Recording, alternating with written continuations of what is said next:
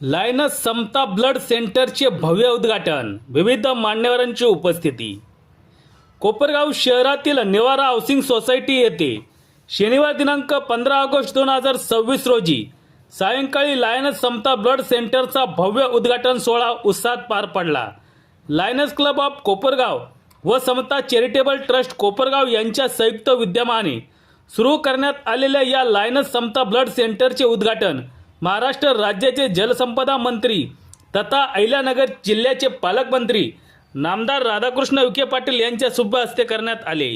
यावेळी आमदार विवेक कोल्हे हे प्रमुख अतिथी म्हणून उपस्थित होते. तसेच नगराध्यक्ष पराग संधान, गोदावरी खोरे दूध संघाचे chairman Rajeshaba Parjane, Lions international director Raj Machhal आणि Lions district governor Shreyas Dixit व प्रकल्पाचे प्रमुख सुमित भट्टड आदींसह विविध क्षेत्रातील मान्यवर, सामाजिक कार्यकर्ते, लायनस क्लबचे पदाधिकारी, समता चॅरिटेबल ट्रस्टचे पदाधिकारी तसेच नागरिक मोठ्या संख्येने उपस्थित होते. यावेळी समता चॅरिटेबल ट्रस्टचे अध्यक्ष काका कोटे यांनी उपस्थित मान्यवरांचे स्वागत केले.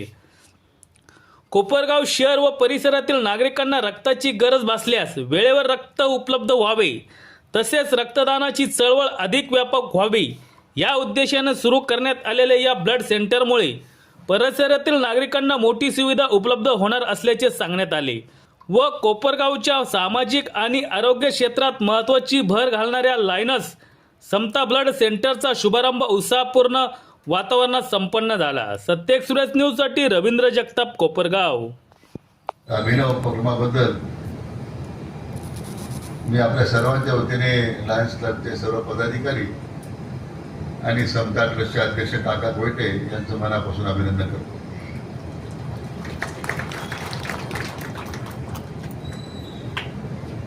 एक अभिनव असा सामाजिक उपक्रम आज आपण सर्वांच्या सहकार्याने सुरू झालेला आहे. जबाबदारी आपल्या सर्वांना छोटी वाटत असेल तरी आज ब्लड बँकेची गरज आता दिवसाखाली किती वाढत चाललेली आहे याचा खरं म्हणजे आपण जर आढावा घेतला तर या ब्लड बँकेच्या स्थापनेच्या पाठीमागची भूमिका आपल्यासमोर. आज सकाळीच मी अहिल्यानगरमध्ये असताना इथे अहमदनगर मोबाईल रिटेलर्स असोसिएशनच्या वतीने एक मेगा रक्तदान शिबिर आहे. मला वाटतं साधारण 5,000 लोक त्या ठिकाणी सहभागी होणार आहे. यातून मी असा विचार केला की त्याचा उल्लेख विवेक भाईंनी केला, सर्वश्रेष्ठ दान कोणतं असेल तर ते रक्तदान आहे. आणि ज्यावेळी त्याची गरज त्या परिस्थितीमध्ये आपल्याला मिळत लागते, अचानक घटना घडतात, अपघात होतात, जवळच्या लोकांना रक्त मिळत नाही आणि केवळ मग रक्तदाते आपल्याला शोधावं लागतात. पण ब्लड बँक जर असेल तर त्या ठिकाणी आपल्या ब्लड ग्रुपचं जे त्या ठिकाणी ब्लड आहे ते मिळतं. काही तर ब्लड ग्रुप दुर्मिळ आहे, फार ते मिळणं अवघड आहे. आणि त्यासाठी आपल्या सर्वांना ती धावपळ करावं लागते. दुर्दैवाने कधी कधी रक्त उपलब्ध नाही म्हणून आपला जवळचा नातेवाईक सुद्धा दगावतो. आणि म्हणून रक्तदान करणं पूर्वी लोक त्याला घाबरायचे की रक्तदान केल्यामुळे काही वेगळं काय घडतं का. आता मगाशी मी रक्तदानाच्या ब्लड बँक उद्घाटनाच्या वेळी मला काही 3 रक्तदाते होते. आमच्या आढावणीत जवळ 17-18 रक्तदान केलेलं आहे. मला वाटतं ते योगा शिक्षक आहे ना, उत्तम बाईशा, ते योगा शिक्षक आहे, ते रक्तदान करत आहे. हे खरं म्हणजे इन्स्पिरेशन आहे. जर योगा शिक्षक रक्तदान करू शकतो तर आपल्याला काय अडचण आहे. रक्त कोणालाही चालत नाही. आणि शेवटी त्याची तपासणी होते, शुद्ध रक्त पाहिजे. ज्यांना ढाबवण्याची सवय त्यांचा रक्ताचा काही संबंध राहत नाही. भेसळ रक्त चालत नाही. आपल्या रक्तदानामुळे दुसऱ्याचे आजार वाढू नये याची आपण सगळ्यांनी काळजी घेतली पाहिजे. तर आज आपल्या सगळ्यांच्या समोर सगळ्यात मोठं संकट म्हणजे थॅलेसिमा मायनर आहे. थॅलेसिमा मायनर आहे, मेजर आहे. मला भारत सरकारचं अभिनंदन केलं पाहिजे. आता तर सगळ्या रक्तपेढ्यांमध्ये थॅलेसेमियाच्या रुग्णांना अधिक प्राधान्य दिलं पाहिजे अशा सरकारच्या सूचना आहे. आता ऑनलाईन तुम्ही थॅलेसेमियाच्या रुग्णांना रक्त दिलं पाहिजे अशा प्रकारचे आता भारत सरकारचे निर्देश आहेत. दिवसामध्ये आपल्या देशामध्ये थॅलेसेमियाचे रुग्ण वाढत चाललेली एक चिंतेची बाब आहे. बऱ्याच वेळा ते आपल्या लक्षात येत नाही, परंतु विशेष करून ग्रामीण भागामध्ये महिलांमध्ये हा थॅलेसेमियाचा आजार आता अधिक बळाव चाललेला आहे. एकतर या औषधाच्या कीटकनाशकाचा परिणाम ग्रामीण भागातील महिलांमध्ये कर्करोगाचं प्रमाण वाढत चाललं. तर सगळं आपण जे खातो ते औषध मारलेलंच खातो आपण. आता नैसर्गिक शेती कोणी करतच नाही, फक्त ऑर्गॅनिक फार्मिंग बद्दल सगळे बोलतात. प्रत्येकाने आपल्या पडसामध्ये जरी थोडं नैसर्गिक शेती करण्याचा प्रयत्न केला तरी बरं वाटतं आपल्या घरची गरज भागून जाईल. ते उपक्रम घेतल्याबद्दल लायन्स आणि समतासाठी आपण जोरदार टाळ्या वाजून त्यांचं अभिनंदन केलं पाहिजे. खऱ्या अर्थाने आपल्या परिसराची गरज ओळखून आपण नेहमी म्हणतो अनेक प्रकारचे दान असतं, अन्नदान असतं, ज्ञानदान असतं, पैशाचं दान करतो, त्याचप्रमाणे रक्तदान, बाकी सगळ्या गोष्टी आपल्याला वेगवेगळ्या माध्यमातून उभा करता येतं.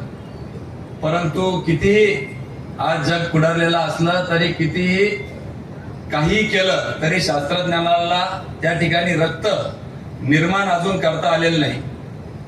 हे एका व्यक्तीनेच दुसऱ्या व्यक्तीला रक्तदानाच्या माध्यमातून देता येतं आणि तेही मर्यादित स्वरूपात देता येतं. म्हणून या सगळ्या दानांपैकी जर सर्वात श्रेष्ठ दान असेल तर ते रक्तदान आहे असं मी समजतो. खरं तर संकटकाळी आपल्याला जेव्हा रक्ताची गरज पडते तर ते कोणाचं आहे, अभिनेत्याचं आहे का, नेत्याचं आहे का, कार्यकर्त्याचं आहे का, विरोधकाचं आहे का, मुस्लिम समाजाचं आहे का, हिंदू आहे, हे बघितलं जात नाही. जात पात पंत प्रांत पक्ष ओलांडून त्या ठिकाणी रक्त ज्यावेळेस आपण दान करतो ते एक माणुसकीच्या नात्याने आपण ते दान करत असतो. आणि म्हणून खरं तर या रक्तदानाला वेगळं महत्व आहे.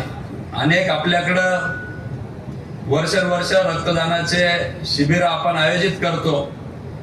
मागील विधान परिषदेच्या सदस्य म्हणून जेव्हा निवडून सभागृहात गेलो अनेकदा त्या ठिकाणी प्रश्न इतर सदस्यांनी, सहकारी सदस्यांनी उपस्थित केला की रक्ताच्या नावाखाली भेसळ काहीतरी, म्हणजे खऱ्या अर्थाने सगळ्याच भागामध्ये भेसळच्या बातम्या आपण रोजच ऐकतोय. मुंड्यांमुळे 2 रुपये का होईना त्या ठिकाणी दुधाचे भाव वाढले, 40 रुपयावर दूध गेलेलं आहे. परंतु रक्तात देखील भेसळ करणारे काही लोक त्या ठिकाणी आहे आणि त्यांच्यावर कडक कारवाई व्हावी म्हणून शासनाने देखील त्या पद्धतीचे पावलं उचललेले आहे. परंतु एक शाश्वत रक्तपेढी जी कुठल्याही भेसळयुक्त आपल्याला रक्त उपलब्ध करून देईल अशी एक हक्काची आपल्याला या ठिकाणी लायन्स क्लब आणि समताच्या वतीने एक ब्लड सेंटर उपस्थित झालेलं आहे. खऱ्या अर्थाने अनेक पहिल्यांदाच रक्तपेढीच्या उद्घाटनानिमित्ताने बोलण्याचा योग आला. काय बोलावं, कशावर बोलावं, किती बोलावं. रक्ताचे अनेक प्रकार असतात. काही रक्त संघर्षाचं असतं, काही रक्त त्या ठिकाणी वेगवेगळ्या पद्धतीचं असतं. आपण आपसूक बोलून जातो हा फार जिद्दीचा आहे, याचं रक्त जिद्दीचं आहे. त्याच्यामुळं या माध्यमातून एवढंच खरं तर विनंती करतो की रक्तामध्ये इमानदारी असली पाहिजे, रक्तामध्ये बेईमानी नको, धोक्याधडी नको. आपलं रक्तामध्ये कुठलंही, विशेषतः युवा वर्गाला मी आवाहन करतो, कारण की देशबाह्य शक्ती आता या ठिकाणी कार्यरत आहे. स्वातंत्र्य दिन आज आहे, त्याच्यामुळं देशाभिमानाचं रक्त आपल्यामध्ये सळसळलं पाहिजे. कालच तिरंगा रॅली त्या ठिकाणी संभाजीनगरला झाली. आदरणीय नामदार विखे पाटील साहेब देखील त्या ठिकाणी उपस्थित होते. राज्याचे मुख्यमंत्री देवेंद्रजी फडणवीस साहेब होते. उत्स्फूर्त असा आमच्या जैनजींनी त्या ठिकाणी प्रतिसाद दिला होता. युवकांच्या मोठा प्रतिसाद त्या आव्हानाला लाभला होता आणि म्हणून युवकांना विशेषतः मी आग्रह करत, खरं तर हे आमच्या राज्यकर्त्यांनाही लागू होतं. आज एकीकडे शब्द दिला तर उद्या दुसरीकडे जातो, परंतु एक निश्चयवंत देशहितासाठी, राष्ट्रप्रेमासाठी, राष्ट्रहितासाठी आपण त्या ठिकाणी एकत्रितरित्या पुढे आलं पाहिजे. निश्चितपणाने आपण आपले मतभेद बाजूला ठेवून राष्ट्र प्रथम मानणारा हा पक्षामध्ये आम्ही अनेक वर्षांपासून काम करतो. त्याच पद्धतीचं कामकाज देखील आपण आपल्या भागामध्ये, आपल्या कोपरगाव नगरीमध्ये केलं पाहिजे. आदरणीय काकांनी तीच अपेक्षा या निमित्ताने व्यक्त केली. खरं तर आशुतोष दादा थोडेसे आजारी असल्यामुळे येऊ शकले नाही. मी लवकरात लवकर ते बरे व्हावं याकरता चिंतित हो. परंतु ज्या वेळेस कोपरगाव नगरीवर कुठलंही संकट आलं तर आम्ही आमचे राजकीय जोडे बाजूला ठेवून त्या ठिकाणी पुढे सरसावत असतो. मग महापूर असेल किंवा इतर कुठलंही संकट असेल, करोना सारखं संकट असेल, निश्चितपणाने वेगळी ग्वाही द्यायची आवश्यकता नाही. परंतु पुनश्च या व्यासपीठावर मी आपल्याला ग्वाही देतो की पूर्वी आपल्याला एकच आमदार होते, आता 1+1 2 नाही, 1+1 11 झाले पाहिजे. अशा पद्धतीचं काम आम्ही दोघं करून दाखवू, एवढं माझ्या वतीने या निमित्ताने मी आपल्याला ग्वाही देतो. वतीने आणि समता चॅरिटेबल ट्रस्टच्या वतीने जे ब्लड बँक सुरू होती त्यानिमित्त आपण सर्वजण या ठिकाणी उपस्थित आहोत. ब्लड बँक स्थापन करण्याचा उद्देश संदीपने सांगितला.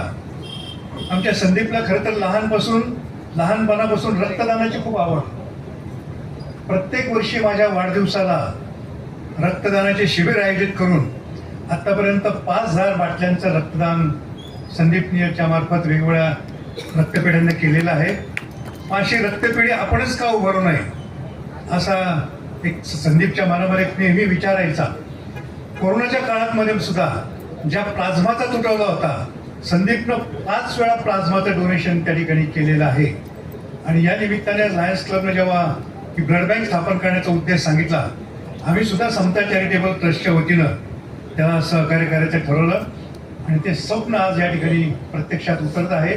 आणि ते स्वप्न साकार करीत असताना आमचे नेते राधाकृष्णजी विखे पाटील असोत, विवेक भैया कोले असोत, आपले आमदार आशुतोष दादा काळे आज प्रकृती अस्वास्थ्यामुळे जरी उपस्थित राहू शकले नाही तरी त्यांचे आशीर्वाद या आमच्या या कार्यक्रमाला नक्कीच आहेत.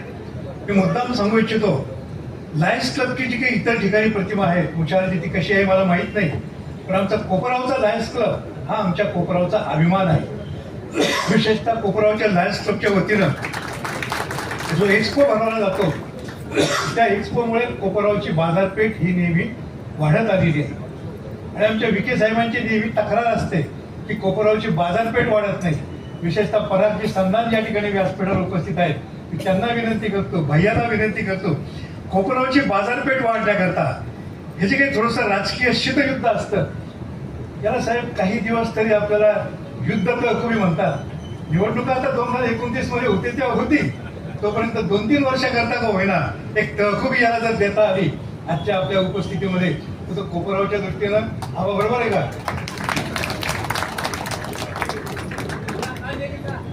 तो एक कोपरावच्याच नव्हे तर अहिल्यानगर जिल्ह्याच्या दृष्टीनं नक्कीच भाग्याचा क्षण ठरेल असं मला वाटतं.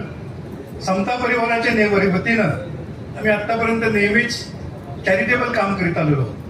या परिसरामध्ये आम्ही ज्याप्रमाणे धार्मिक मंदिर उभारली, आमच्या आईच्या नावाने महादेवाचं मंदिर उभारलं, वडिलांच्या नावाने मारुतीचं मंदिर उभारलं, आईच्या नावाने देवीचं मंदिर उभारलं, हे धार्मिक मंदिर बांधूनच आम्ही थांबलो नाही, तर कोपरामध्ये माणुसकीचं मंदिर, अभ्यास मंदिर, योग मंदिर, अन्नदान क्षेत्र असे विविध मंदिर सुद्धा आम्ही माणुसकीच्या भावनेने उभारलेले आहेत. शिर्डीला साहेब आपल्या मतदारसंघामध्ये आम्ही एक साई आश्रय नावाचा अनाथाश्रम चालू केलेला आहे. 4-4 मजली 2 इमारती त्या ठिकाणी उभ्या आहेत. 170 अनाथ मुलं आणि 180 वृद्ध माणसं त्या ठिकाणी राहतात. त्यांची निवासाची, जेवणाची व्यवस्था आम्ही करीत आलेलो आहोत. आणि हे अशा प्रकारचं चॅरिटीचं काम, अशा प्रकारचं सामाजिक काम करण्यामध्ये समता परिवाराचा आणि कोयटे परिवाराचा नेहमी पुढाकार राहिलेला आहे. आणि या आमच्या पुढाकाराबद्दल शाबासकीची थाप देण्याकरता आपण या ठिकाणी आलात, मी आपल्याला मनापासून धन्यवाद देतो. विवेक भैया सुद्धा या ठिकाणी आले. विवेक भैया आले म्हणजे माझे जे काही राजकीय गुरु होते, मला ज्यांनी राजकारणात आणलं ते शंकररावजी कोले साहेबच या ठिकाणी आले असे मी समजतो आणि विवेक भैयाला धन्यवाद देतो. परागजी या ठिकाणी उपस्थित आहेत. परागजी, आपलं राजकारण काही असो, परंतु आपण हातात हात घालून काम निश्चितपणे करूया अशा प्रकारची सुद्धा ग्वाही मी देतो आणि थांबतो. धन्यवाद.